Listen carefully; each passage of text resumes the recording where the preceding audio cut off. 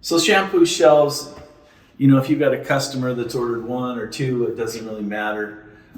I always ask a homeowner. If we're in a house, and I'll just pull out my tape measure and say, you know, you want one in each corner? Do you want both in the same corner? And I'll just stretch out my tape measure and I just tell them to pick out a number as far as installing them. But I like to scribe them to the wall. You know, not everything's 90 degrees on the planet. I scribe it to the wall. I just take my speed square and stick it back here and just make lines. I don't worry about a slope of any kind. And then hot glue. Just put a bead of hot glue on the back side. You know, got my lines here, and I just stand there and I hold it till it sets up.